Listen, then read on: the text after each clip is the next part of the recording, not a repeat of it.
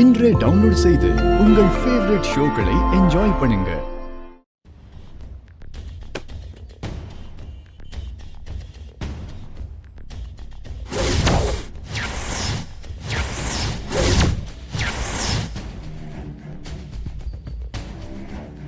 நாம எதுக்கும் கொஞ்சம் தள்ளி போய் நின்னுக்குவோம். அதான் நமக்கு நல்லது. அக்கா ஒரு போன் பேசிட்டு வந்துடுறேன். சரி.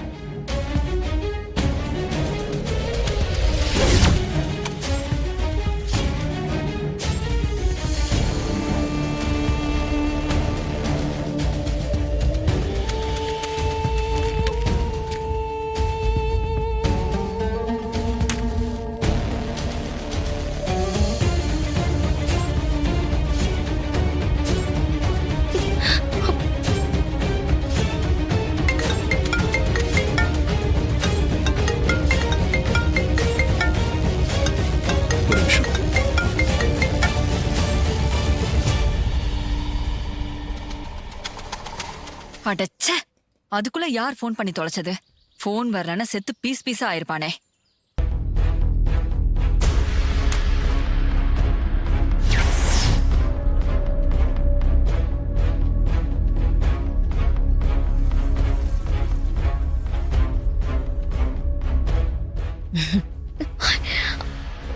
ரேவதி, என்னாச்சு?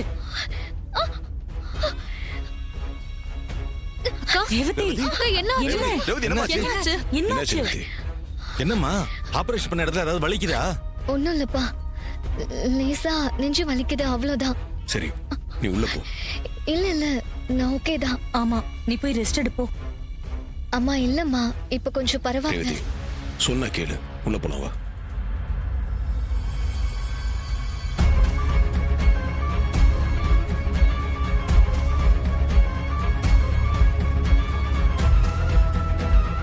அத்த, சகல வெடிக்க இருந்த வெடிய நீங்களாவது வெடிங்க. ஆமா ஈஸ்வரி, நீயே வெடி. இந்தாங்க, நீங்க போய் பத்த வைங்க.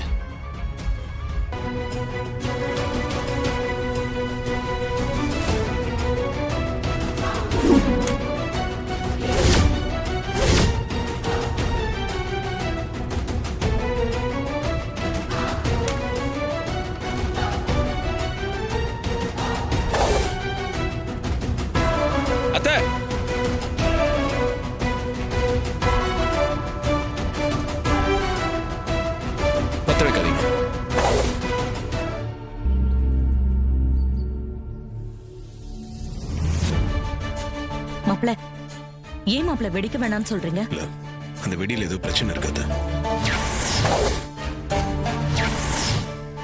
என்ன பிரச்சனை? அந்த முத்துவேல் நம்ம வீட்டுக்கு வந்திருக்கான்.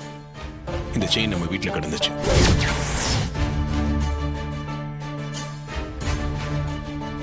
அந்த சித்தப்பு வந்தானா?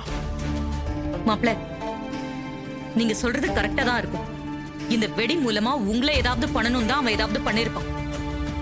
அவனை இனிமே சும்மா விடக்கூடாது. அவன் கதையை இப்பவே முடிக்கிறேன். அவசரப்படாதீங்க, இந்த விஷயத்தை நான் பாத்துக்கிறேன்.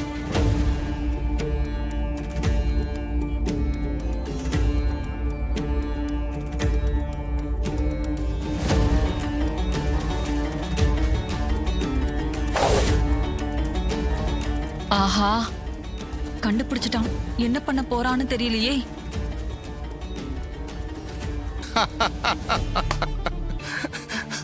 மவனே, இந்நேரம் அந்த டிரைவர் பையன் நாம வச்ச நாட்டு வெடி குண்டால வெடிச்சு பரலோகம் போயிருப்பான்ல. தெரியல சித்தப்பா. ஐயோ மவனே, அதை தெரிஞ்சுக்காம என் மண்டையே வெடிச்சிட்டு போல இருக்குடா. வேணும்னா என் மருமக சந்திராவுக்கு ஒரு போனை போட்டு கேட்டுறவா? அதெல்லாம் ஒண்ணும் வேணாம் சித்தப்பா. அவன் மண்டைய போட்டான்னு வைங்க, சந்திராவே சந்தோஷமா நமக்கு போன் பண்ணி சொல்லுவா. கொஞ்சம் வெயிட் பண்ணுங்க சித்தப்பா. என்ன மவனே, நீ சித்தப்பா கைய கட்டி போடுற. இந்த பாரு மவனே, அந்த டிரைவர் பையன் செத்தான்னு தெரிஞ்சதுன்னு வச்சுக்க, நம்ம சந்தோஷமா தீபாவளியை கொண்டாடல.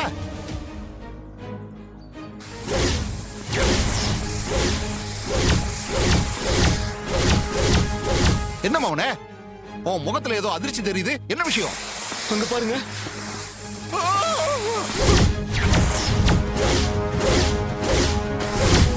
மவனே, இது அந்த டிரைவர் பையில கொள்ள சாப்பிடி சிறு வீட்டுல வச்சுட்டு வந்த வெடியாச்சு. அதேதான் சித்தப்பா, அது எப்படி இங்க வந்தது? அதான் மவனே எனக்கு தெரியல. அத பத்தி எல்லாம் யோசிக்க இப்ப நேரம் இல்ல. அங்க பாரு திரி அடிச்சுக்கிட்டு இருக்கு. இது யாரோ பத்த வச்சிட்டாங்க. இது சீக்கிரமா வெடிச்சிரும். மாமா அவனை இங்கிருந்து ஓடிடலாம். சித்தப்பா இங்க வழி இல்ல. ஐயோ ஐயோ.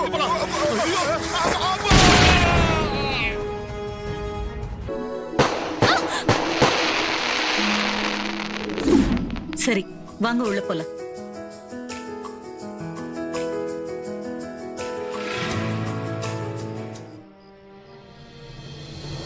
என்னாச்சு மாமா ஒரு மாதிரி இருக்கீங்க? மாப்பிள்ள நீங்க வந்ததுக்கு அப்புறம் தான் இந்த வீட்டுல சந்தோஷமான காரியங்கள்லாம் நிறைய நடக்குது. இருந்தாலும் மனசுக்குள்ள ஒரு சின்ன குறை இருந்துகிட்டு தான் இருக்கு மாப்பிள்ள. என்ன குறை மாமா?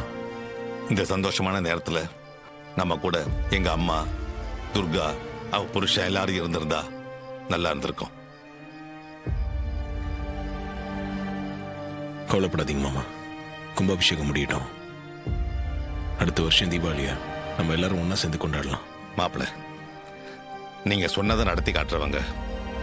கடவுள் அருளால அது சீக்கிரமாவே நடக்கட்டும். கண்டிப்பா நடக்கும் மாமா. வாங்க. டேய், அது நான் இருக்கிற வரைக்கும் நடக்காதுடா. குடும்பத்தையா சேர்த்து வைக்க போறேன்னு சொல்ற?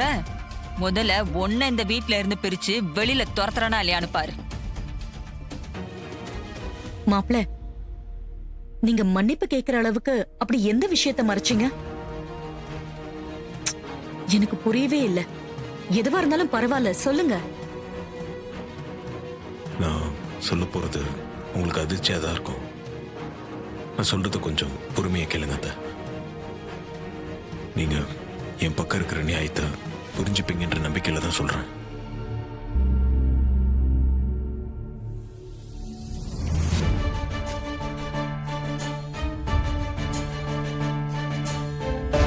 என்ன மாப்பிள்ள ரொம்ப பீடிகையா பேசுறீங்க? நீங்க எந்த விஷயத்த மறைச்சீங்க சொல்லுங்க.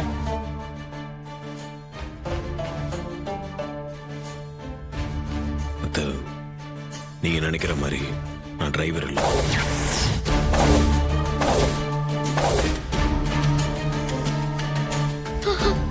ராஜா சேதுபதியோட உண்மையான பேரை நான் தான்.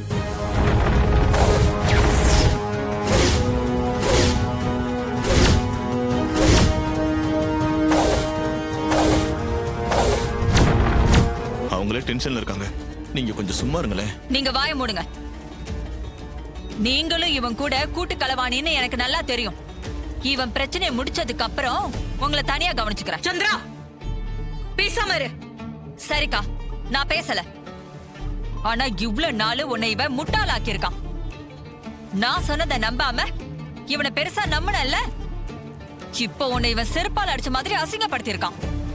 இந்த ராஸ்கலை சும்மா விடக்கூடாது. இப்பவே வீட்டை விட்டு அடிச்சு துரத்துக்கா.